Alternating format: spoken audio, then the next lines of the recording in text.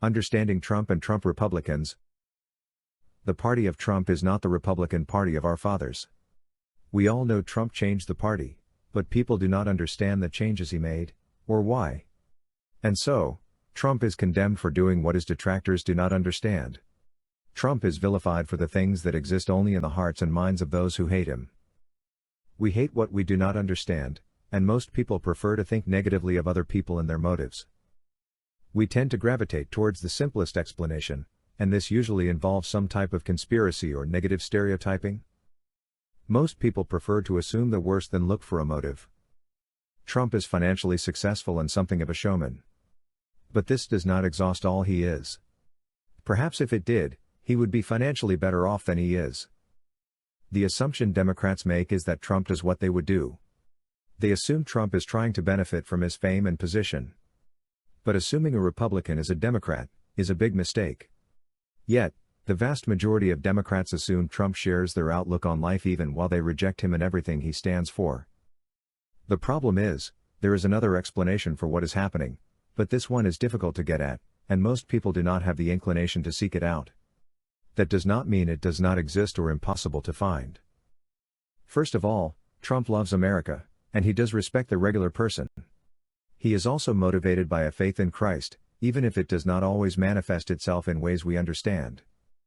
Unfortunately, for him, he does not play to the crowd. He is not a populist in the ordinary sense of the word, and he is absolutely not a demagogue. Donald Trump is not artificial. He does not dress down to identify as a regular Joe. He does not think his clothes, lifestyle and plane define him. They reflect his values but not his soul. He is more than what is seen. This is difficult for those who think property gives people their value. Those who think property defines the person cannot understand the link between Silicon Valley billionaires and the average Joe. But Trump does understand the link, even if he cannot articulate it well. At best, most observers say that Trump is making the new Republican Party a big tent party. We know what is meant by this, but of course it is not true in the literal sense. Amber Rose, a blogger, was given a voice at the convention. So was a Hindu religious leader. Hulk Hogan was also asked to speak. These are not the normal voices of the Republicans. It of course seems natural to seek the vote of black people, women and the young, but giving voice to other religions and those whose morality is suspect, is not what is generally thought of when we think of the big tent. But this means we have to dig deeper. The first thing we have to understand is that political parties have one goal and one goal only. If a business seeks to make a profit, then political parties seek to earn votes. Without profits for a business and votes for a party, there is no business or a party. Perhaps some of these allies are not the ones we would prefer to have, but we are not in the system we ought to be in. If we live in a capitalist democracy, we need to operate as democratic capitalists. In this system, the party with the most electoral votes wins.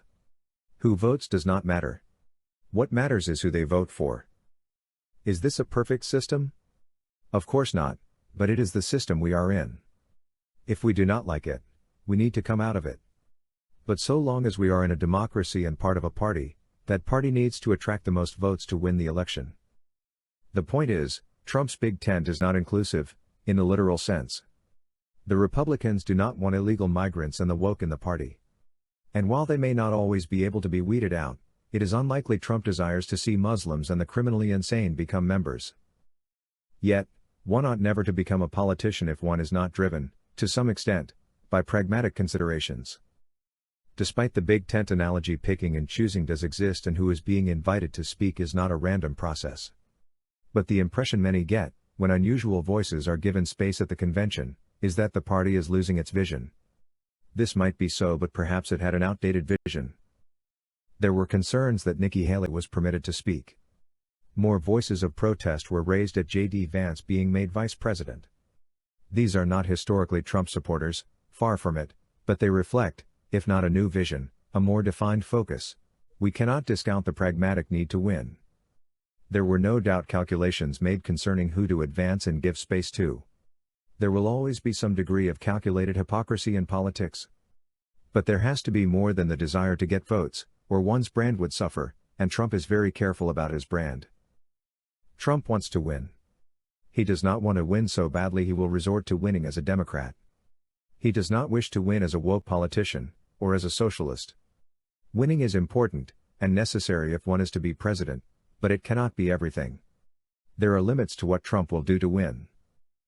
Trump wants to be the president of America, and America is highly diverse, and despite all the talk of a big tent, there must be priorities. No one is all things to all people. There is a sorting going on, and we need to understand it.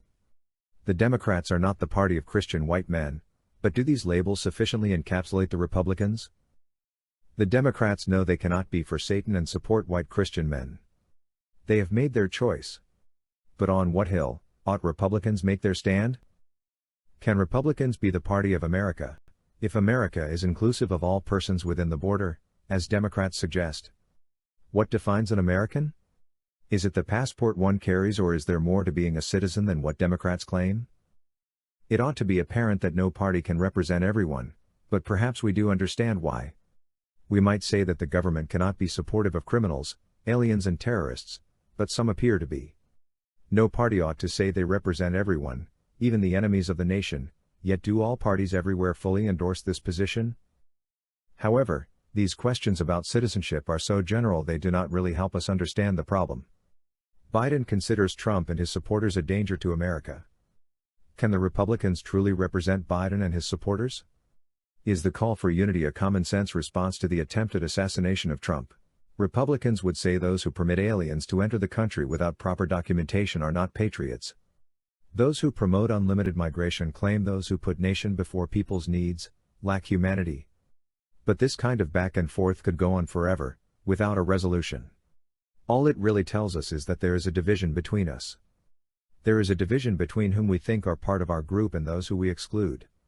Those whom are excluded make up a group of persons who similarly exclude us. Politics cannot reconcile these differences nor neutralize them. We need a different response. We all think in terms of identity politics, though the members of the group we identify with will change as we mature, and our values change. We are also a member of different groups.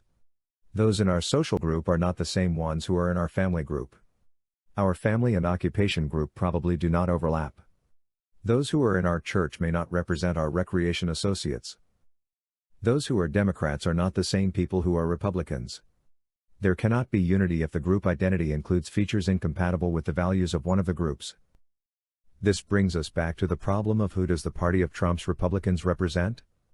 We know this is not the Republican Party of old, but does this mean the party is an ad hoc collection of voters? It might seem that way, but surely something must be common to the old Republicans and new, or they would be a Democrat or have some other party affiliation.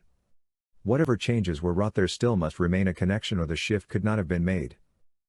The new Republicans are more of a shift in focus than an actual novelty.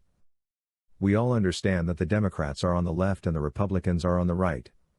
But even here, we do not fully understand what this means. The assumption is that the left comprises the poor and dispossessed.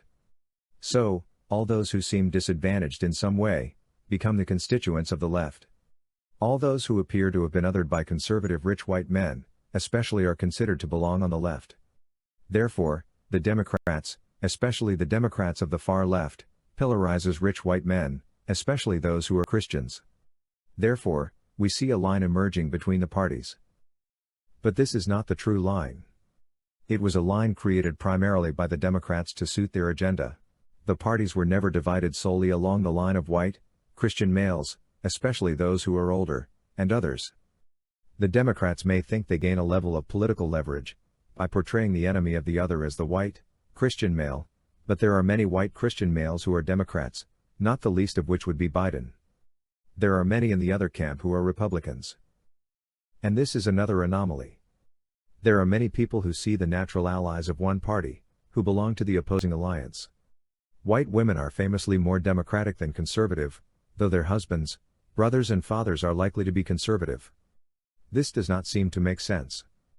But the division of parties along racial and religious grounds is not tenable.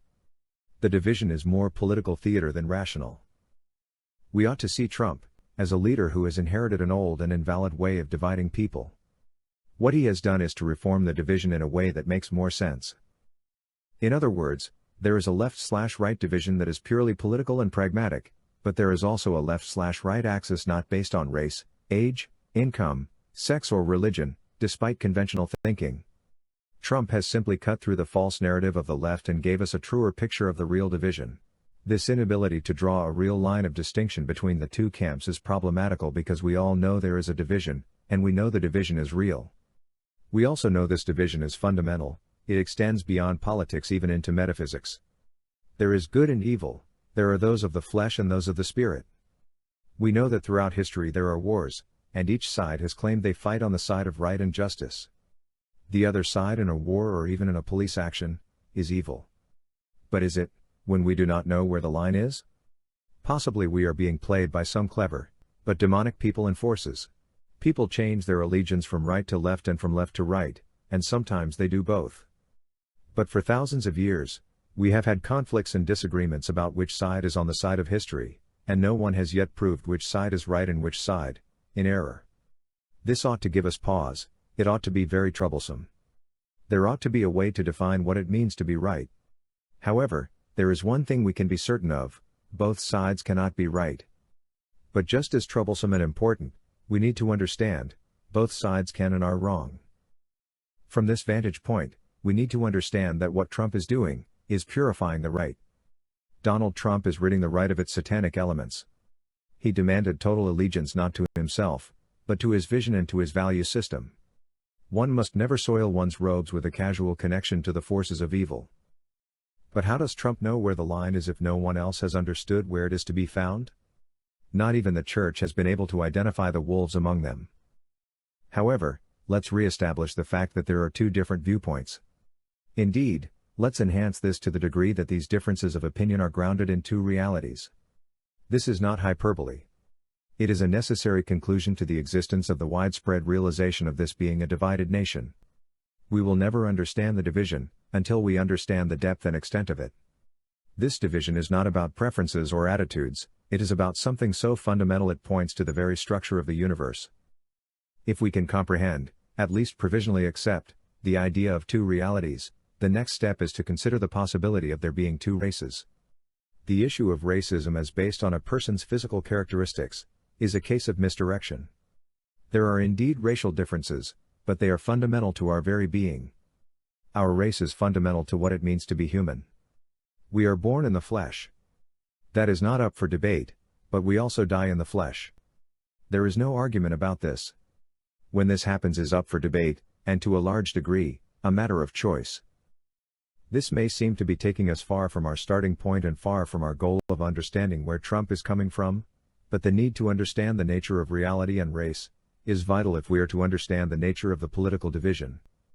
The political division is along a racial divide. Those of the flesh are of one race. Those of the flesh live fully in the phenomenological reality composed of physical matter. Those in the flesh live and die in the flesh. But why does this matter? Because it does matter. It matters because it imposes on those who live in it, certain conditions. Those who live in the flesh, are under the law. They are under the law because the flesh has only one kind of organization. All flesh operates according to the law of the jungle. In the phenomenological world, might makes right and the end justifies the means. There is no methodology for determining right from wrong, other than brute force. If you can beat up the other kids, your view of right prevails. The absolute truth and necessity of this fact has to be appreciated to understand Trump, and indeed, the nature of those who live in the spirit. If you have the biggest gang or the most destructive army, your view prevails. But can a nation or world prosper, if success is tied to our capacity to effect reprisals, on those with whom we disagree? But on what other basis, can those who live in the flesh, administrate the law other than by force of arms? If there were another route, the state would not need to have a monopoly on power. This is the situation Trump inherited. He did not create the situation, but he has attempted to rise above it. This is why the left hates with a fierce conviction. The conventional core of the Republican Party was the rich. They too lived in the flesh. The early division between rich and poor was a false division, one that did not reflect reality. Therefore, the core constituency of the Democrats became the poor, to play out this pantomime of political theater. This war between a left and right based on wealth, was the situation for many decades. Indeed, this left view of things has been the norm from the beginning of the world. History has been about the conflict between the rich and the poor, with the middle class holding the balance of power. But this changed. The poor are no longer so poor, and the middle class no longer hold the balance of power. The upward mobility that had motivated so many of the lower classes to side with the wealthy no longer exists in any meaningful way. The lower strata no longer identify with the Republicans. Things had to change. The division between rich and poor, that had served as the basis of the political divide, has been eroding since the 1970s. Trump is the first to realize the division was an illusion and a diversion from what really mattered. In simple terms, it was not that one was rich or poor, what mattered was how one earned his or her money. To put it another way, the greedy poor was no more noble than the greedy rich. The ruthless criminal was no worse a person than the ruthless capitalist. This is where he got his "Make America Great Again" slogan from. People have interpreted this slogan to refer to an historical period, but this is not what "Make America Great Again" means. It does not point to an historical epoch. There was a time in America's past when attitudes were different. America was great in a moral and spiritual sense, not in terms of its economics or politics.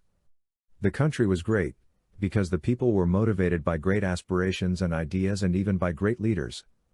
The land was spiritual in the way it lived. This is what the "Make America Great Again" slogan harkens back to, the spiritual soul of America. These leaders and ideals are being erased. The Great Replacement theory does refer to the replacement of whites with blacks, but that is just the most visible part of what is happening. It is just another example of a racial division that has inserted what is physical to represent what is actually spiritual. There is a lot of things we see, when we think in physical terms, without realizing the greater part of what we are looking at is below the surface. The visible is just the tip of the iceberg. The worst part of this is that none of this had to happen. White people created their nations, therefore, it is whites who own their nations. Whites have an inalienable right to what they created. This right is biblical, it cannot be rescinded, abrogated or delimited. But we gave the vote to those who have no rights. Because subjects and aliens have no property they created, they exploited the right to vote to take from we who gave them the vote, what they had no claim to. Stop giving rights to those who never created anything. These are the culturally dispossessed, who simply freeload to get what they need. Stop permitting those, who produce nothing, to vote on how our wealth will be allocated. Value belongs to the ones who produced it. This is the message of Trump. Those who do the work have the right to the wealth they produced. No one else has a claim on the property produced by someone else. The message of Trump is twofold, and it is grounded in the biblical view that there are two races, the flesh and the spirit cultures. There are parasites and there are the productive group. The parasite take from the productive wealth they have no right to. To do this they gain the support of the Democrats and other liberal governments. Because they take without giving, what they have and what we have, has no value to them. So, it is wasted. The message of Trump, and the Trump Republicans is that this injustice will no longer persist. We will no longer continue supporting those who will not work. We will no longer permit those who have not created the nation to claim a right to it or to any share of it. Those who earn the wealth will keep the wealth they generated, and those who do not work, neither will they eat. They will not sit down at a table prepared for the worker and those who are of his family, by his hands.